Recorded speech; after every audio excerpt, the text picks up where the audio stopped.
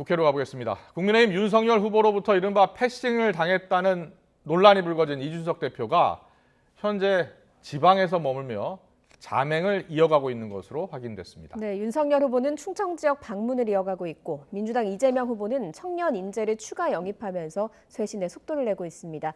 국회 취재기자 연결합니다. 이경국 기자. 네, 국회입니다.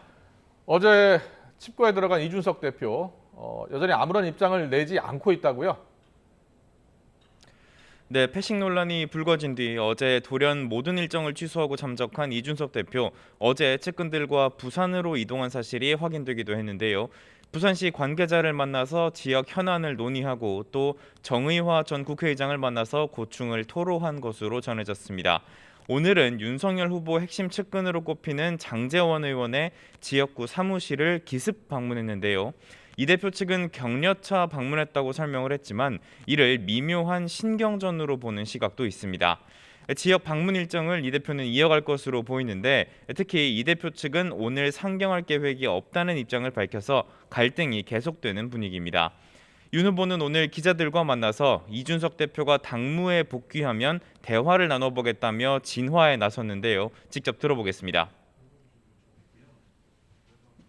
다양한 의견 차이와 이런 문제들은 얼마든지 있을 수 있는 것이고 또 이것을 합의점을 찾아서 또 나아가는 것이 또 민주적 정당이 아니겠습니까?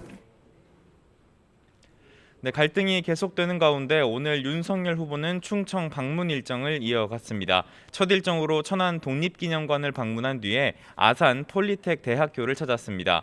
학생들과 만나 지방기업 환경 개선과 또 청년들의 정치 참여 등을 강조했고요. 이후 기업인과의 간담회에서는 당정청의 탁상 행정을 비판하며 상속세 완화의 필요성도 설명하기도 했습니다. 이어 거리로 나선 윤석열 후보는 천안 문화공원에서 시민들과 인사를 나눴고요. 청년들과의 간담회도 진행하고 있습니다. 네, 민주당 이재명 후보는 청년 인재 추가 영입을 발표했죠. 네, 그렇습니다. 어제 30대 워킹맘이자 국방과학기술 전문가인 조동현 교수를 1호 인재로 영입한 이재명 후보, 오늘 추가로 선대위에 영입하기로 한 청년 인재들을 발표했습니다. 대학생 인공지능 개발자 김윤기 씨와 데이터 전문가 김윤희 씨, 또 뇌과학자 송민영 씨와 인공지능 연구자인 최예림 씨입니다. 모두 2030 세대 청년들인데요. MZ세대 전문가인 이 청년들 선대위원직을 맡게 됩니다. 이 전문성을 토대로 정책 자문을 하는 것은 물론 선대위에 청년들의 요구를 활발하게 전달할 것으로 보입니다. 나아가 이재명 후보는 청년 전담 부처를 신설하는 방안도 검토하고 있다고 말했는데요. 역시 직접 들어보겠습니다. 청년들의 문제인데도 청년들의 문제도 기성세대가 결정합니다. 미래와 청년에 관한 전담 부처를 신설해서 아예 청년들 스스로가 직접 책임을 지는 그런 구조도 하나 만들면 어떨까 하는. 내년도 예산안 협의 진행 상황도 짚어보죠. 처리 시한이 하루 앞으로 다가왔는데 여전히 합의는 이루어지지 않고 있다고요? 네, 그렇습니다. 어제까지가 국회 예산결산특별위원회의 활동 시한이었는데요. 여야는 막판 협의를 이어갔지만 결론을 내지는 못했습니다. 지역화폐 예산을 늘리자는 민주당과 소상공인에 대한 직접 지원을 강조하는 국민의힘의 이견이 팽팽히 맞섰는데요.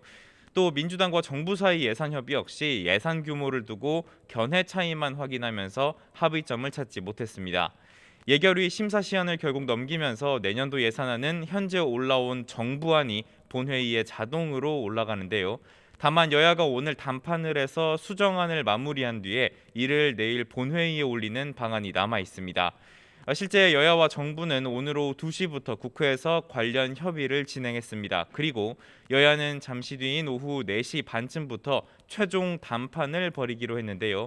극적인 합의점을 찾을 수 있을지 관심이 주목되고 있습니다. 지금까지 국회에서 전해드렸습니다.